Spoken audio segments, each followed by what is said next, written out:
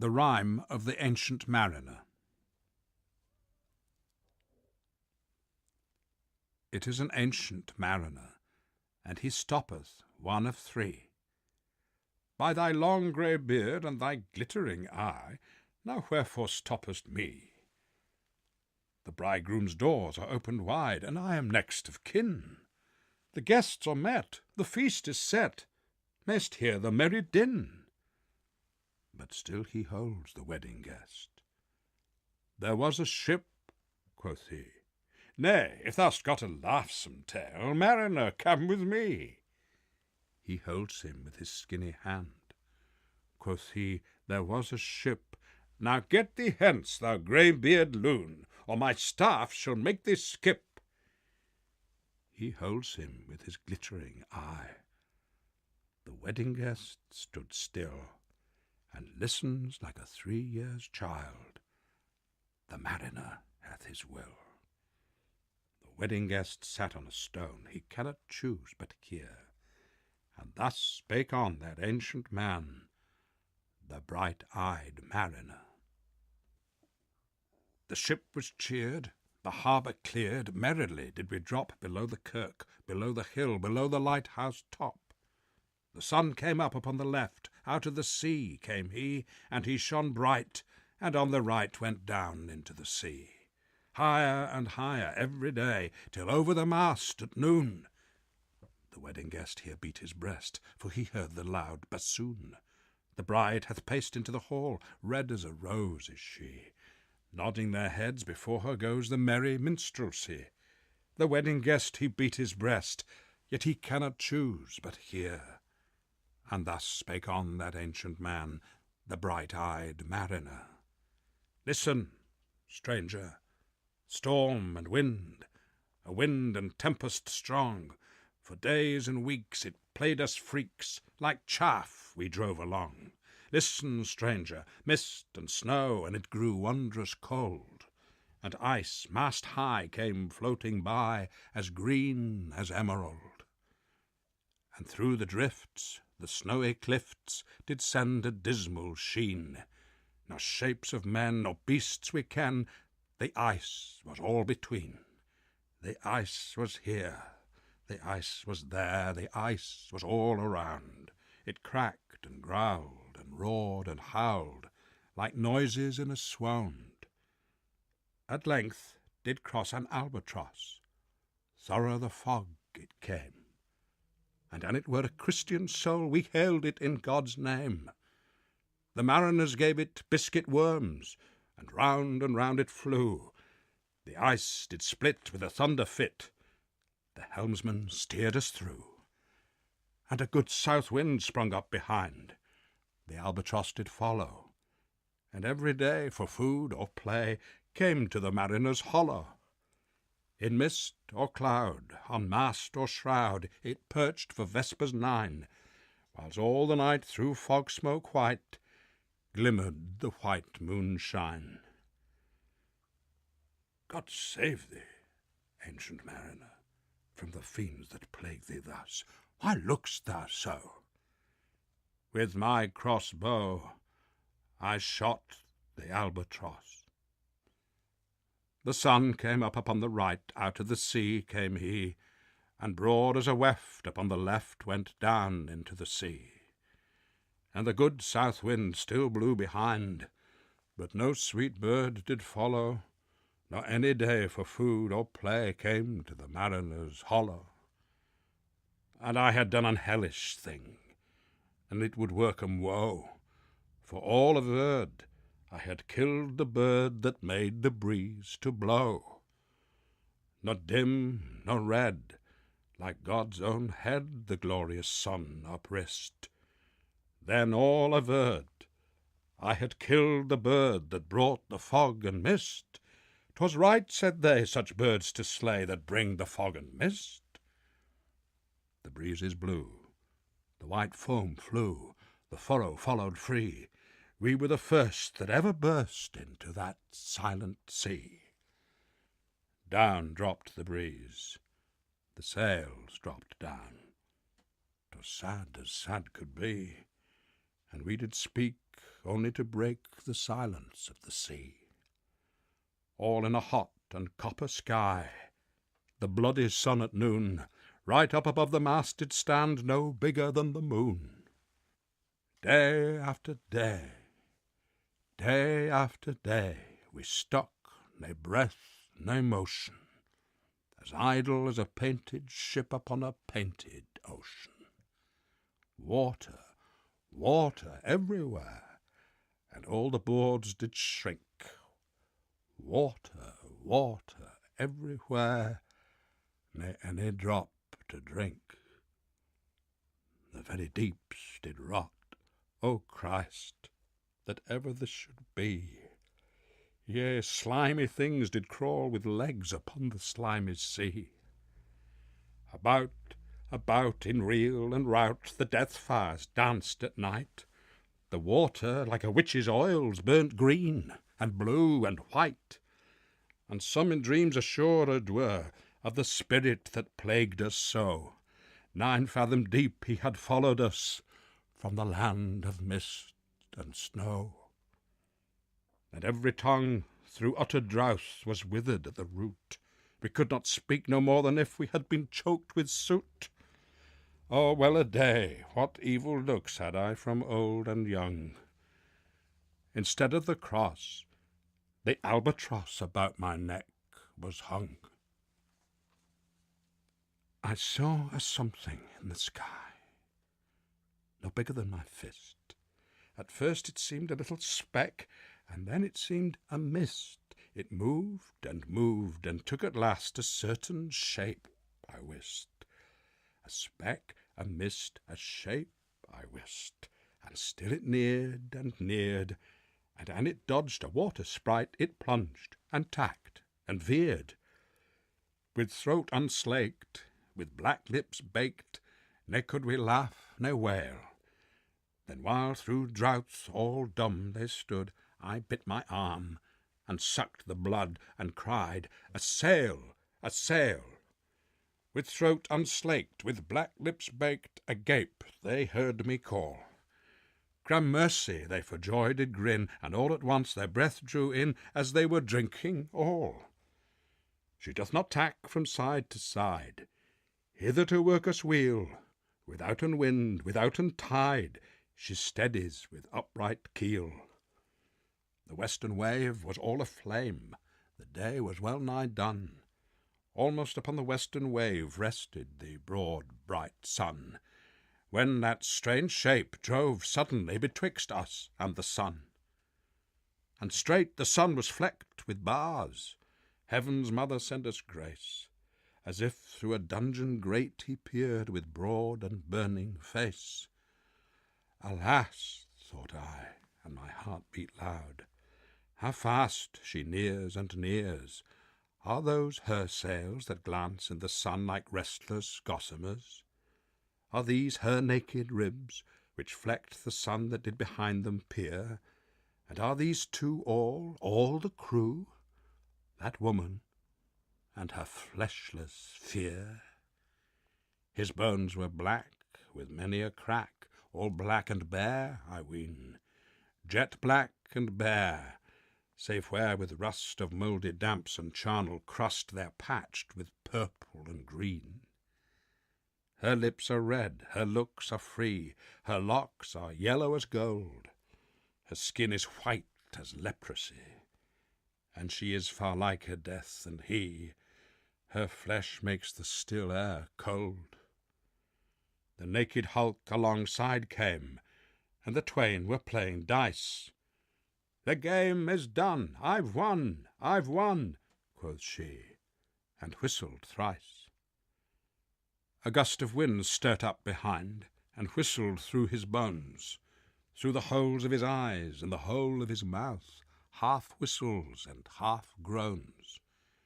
With never a whisper in the sea, off darts the spectre ship, while clomb above the eastern bar the horned moon, with one bright star almost atween the tips. One after one by the horned moon, listen, O stranger, to me. Each turned his face with a ghastly pang, and cursed me with his E. 4 times 50 living men, with never a sigh or groan, with heavy thump, a lifeless lump, they dropped down, one by one. Their souls did from their bodies fly, they fled to bliss or woe, and every soul it passed me by like the whiz of my crossbow. I fear thee, ancient mariner, I fear thy skinny hand, and thou art long and lank and brown, as is the ribbed sea sand.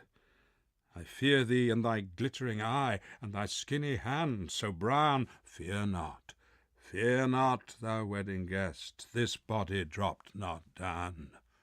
Alone, alone, all alone, alone on the wide, wide sea.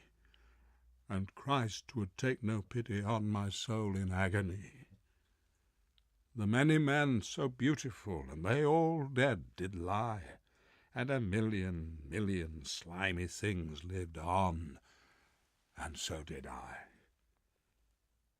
I looked upon the rotting sea, and I drew my eyes away. I looked upon the eldritch deck, and there the dead men lay. I looked to heaven, and tried to pray, but or ever a prayer had gushed, a wicked whisper came and made my heart as dry as dust.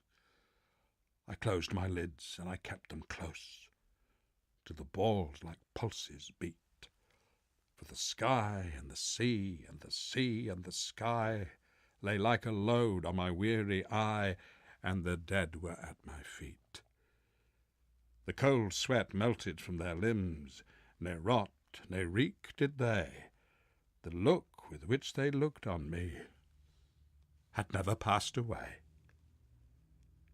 An orphan's curse would drag to hell a spirit from on high, but oh, more horrible than that is the curse in a dead man's eye. 7 days, 7 nights I saw that curse, and yet I could not die. The moving moon went up the sky, and nowhere did abide. Softly she was going up, and a star or two beside. Her beams bemocked the sultry main, like morning frosts is spread. But where the ship's huge shadow lay, the charmed water burnt alway a still and awful red. Beyond the shadow of the ship I watched the water snakes. They moved in tracks of shining white, and when they reared, the elfish light fell off in hoary flakes. Within the shadow of the ship I watched their rich attire. Blue, glossy green, and velvet black they coiled and swam, and every track was a flash of golden fire. O happy living things! No tongue their beauty might declare. A spring of love gushed from my heart, and I blessed them unaware. Sure my kind saint took pity on me, and I blessed them unaware. The self-same moment I could pray, and from my neck so free the albatross fell off and sank like lead into the sea. O sleep, it is a gentle thing beloved from pole to pole. To Mary Queen the praise be given, she sent the gentle sleep from heaven that slid into my soul. The silly buckets on the deck that had so long remained, I dreamt that they were filled with dew, and when I awoke, it rained. My lips were wet, my throat was cold, my garments all were dank. Sure I had drunken in my dreams, and still my body drank. I moved and could not feel my limbs. I was so light, almost I thought that I had died in sleep, and was a blessed ghost. The roaring wind, it roared far off, it did not come anear, but with its sound it shook the sails that were so thin and sere. The upper air bursts into life, and 100 fire flags sheen. To and fro they are hurried about, and to and fro and in and out the stars dance on between. The coming wind doth roar more loud, The sails do sigh like sedge. The rain pours down from one black cloud, and the moon is at its edge. Hark, hark, the thick black cloud is cleft, and the moon is at its side. Like waters shot from some high crag, the lightning falls with never a jag, a river steep and wide. The strong wind reached the ship. It roared and dropped down like a stone. Beneath the lightning and the moon, the dead men gave a groan. They groaned, they stirred, they all uprose. Ne spake, ne moved their eyes. It had been strange, even in a dream, to have seen those dead men rise. The helmsman steered, the ship moved on, yet never a breeze up blew. The mariners all 'gan work the ropes, where they were wont to do. They raised their limbs like lifeless tools. We were a ghastly crew. The body of my brother's son stood by me, knee to knee. The body and I pulled at one rope, but he said naught to me, and I quaked to think of my own voice, how frightful it would be. The daylight dawned. They dropped their arms and clustered round the mast. Sweet sounds rose slowly through their mouths and from their bodies passed. Around flew each sweet sound, then darted to the sun. Slowly the sounds came back again, now mixed, now one by one. Sometimes, a dropping from the sky, I heard the lavrock sing. Sometimes, all little birds that are, how they seemed to fill the sea and air with their sweet jargoning. And now 'twas like all instruments, now like a lonely flute, and now it is like an angel's song that makes the heavens be mute. It ceased, yet still the sails made on a pleasant noise till noon, a noise like of a hidden brook in the leafy month of June, that to the sleeping woods all night singeth a quiet tune. Listen, oh listen, thou wedding guest, mariner, thou hast thy will, for that which comes out of thine eye doth make my body and soul to be still. Never sadder tale was told to a man of woman born. Sadder and wiser, thou wedding guest, thou'lt rise tomorrow morn. Never sadder tale was heard by a man of woman born. The mariners all returned to work as silent as beforn. The mariners all 'gan pull the ropes, but look at me, they knolled. Thought I'm as thin as air, they cannot me behold. Till noon we silently sailed on, yet never a breeze did breathe. Slowly and smoothly went the ship, moved onward from beneath. Under the keel, 9 fathom deep, from the land of mist and snow, the spirit slid, and it was he that made the ship to go. The sails at noon left off their tune, and the ship stood still also. The sun right up above the mast had fixed her to the ocean, but in a minute she 'gan stir with a short, uneasy motion, backwards and forwards half her length, with a short, uneasy motion. Then, like a pawing horse let go, she made a sudden bound. It flung the blood into my head, and I fell into a swound. How long in that same fit I lay, I have not to declare, but ere my living life returned, I heard, and in my soul discerned, 2 voices in the air. "Is it he?" quoth one. "Is this the man? By him who died on cross, with his cruel bow he laid full low the harmless albatross. The spirit who bideth by himself in the land of mist and snow, he loved the bird that loved the man who shot him with his bow." The other was a softer voice, as soft as honeydew. Quoth he, "The man hath penance done, and penance more will do." "But tell me, speak again, thy soft response renewing. What makes that ship drive on so fast? What is the ocean doing? Still as a slave before his lord, the ocean hath no blast.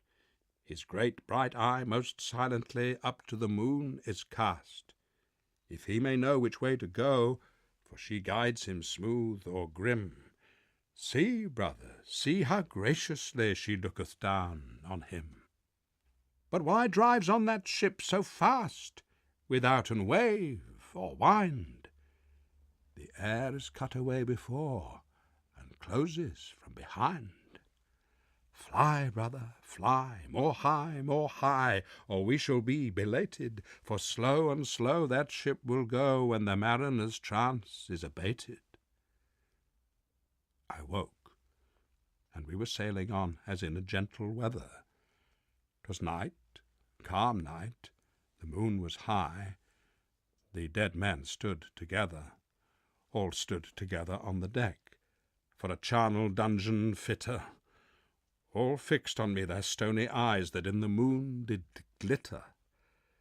The pang, the curse with which they died, had never passed away. I could not draw my een from theirs, ne turn them up to pray.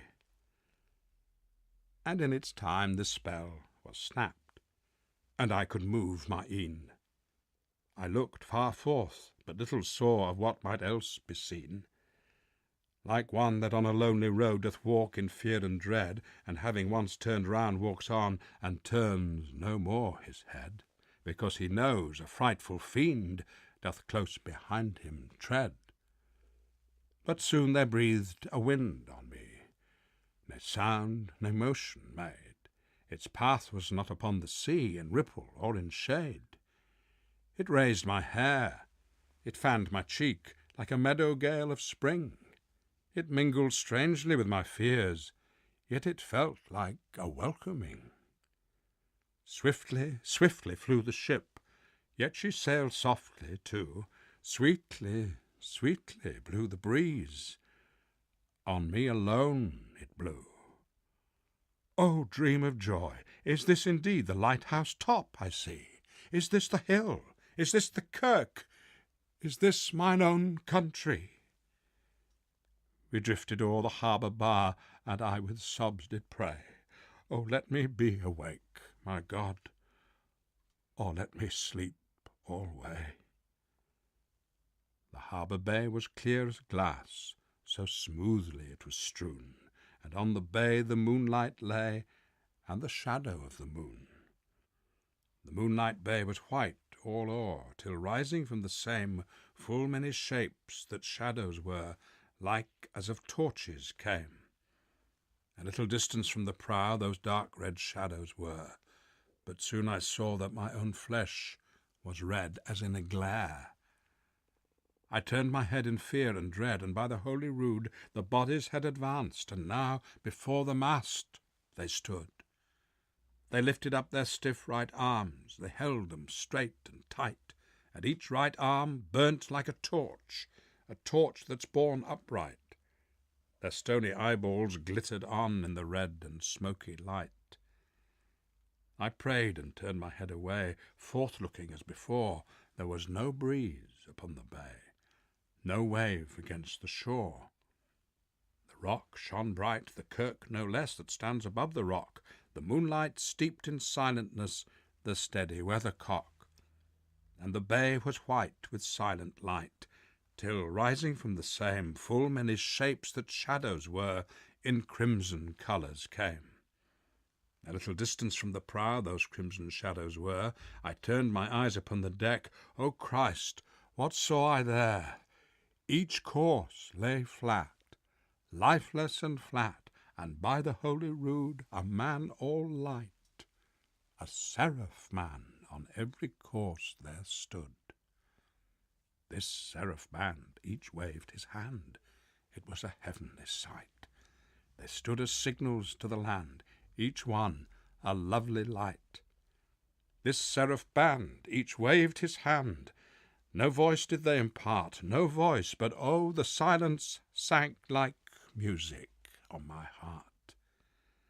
Eftsoons I heard the dash of oars, I heard the pilot's cheer. My head was turned perforce away, and I saw a boat appear. Then vanished all the lovely lights, the bodies rose anew. With silent pace, each to his place, came back the ghastly crew. The wind that shade nor motion made, on me alone it blew. The pilot and the pilot's boy, I heard them coming fast. Dear Lord in heaven, it was a joy the dead men could not blast. I saw a third, I heard his voice, it is the hermit good. He singeth loud his godly hymns that he makes in the wood. He'll shrieve my soul, he'll wash away the albatross's blood. This hermit good lives in that wood which slopes down to the sea. How loudly his sweet voice he rears! He loves to talk with mariners that come from a far country. He kneels at morn and noon and eve. He hath a cushion plump. It is the moss that wholly hides the rotted old oak stump. The skiff-boat neared. I heard them talk. Why, this is strange, I trow. Why are those lights so many and fair that signals made but now? Strange, by my faith, the hermit said, and they answered not our cheer. The planks looked warped, and see those sails, how thin they are and sere. I never saw aught like to them, unless perchance it were the skeletons of leaves that lag my forest brook along, when the ivy tod is heavy with snow, and the owlet whoops to the wolf below that eats the she-wolf's young. Dear Lord, it has a fiendish look, the pilot made reply. I am afeard. Push on, said the hermit cheerily. The boat came closer to the ship, but I ne spoke, ne stirred. The boat came close beneath the ship, and straight a sound was heard. Under the water it rumbled on, still louder and more dread. It reached the ship, it split the bay, the ship went down like lead. Stunned by that loud and dreadful sound, which sky and ocean smote, like one that hath been 7 days drowned, my body lay afloat. But swift as dreams myself I found within the pilot's boat. Upon the whirl where sank the ship, the boat spun round, and all was still, save that the hill was telling of the sound. I moved my lips. The pilot shrieked and fell down in a fit. The holy hermit raised his eyes and prayed where he did sit. I took the oars.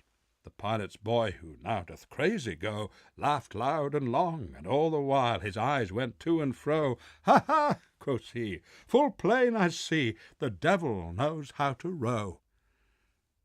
And now all in my own country I stood on the firm land. The hermit stepped forth from the boat, and scarcely he could stand. Oh, shrieve me, holy man. The hermit crossed his brow. Say, quick, quoth he, I bid thee say, what manner man art thou? Forthwith this frame of mine was wrenched with a woeful agony, which forced me to begin my tale, and then it left me free. Since then, at an uncertain hour, now oft times and now fewer, that anguish comes and makes me tell my ghastly aventure. I pass like night from land to land, I have strange power of speech. The moment that his face I see, I know the man that must hear me, to him my tale I teach. What loud uproar bursts from that door? The wedding guests are there. But in the garden bower the bride and bridemaid singing are, and hark the little vesper bell, which biddeth me to prayer. O wedding guest, this soul hath been alone on a wide, wide sea. So lonely 'twas that God himself scarce seemed there to be. O sweeter than the marriage feast, 'tis sweeter far to me to walk together to the kirk with a goodly company.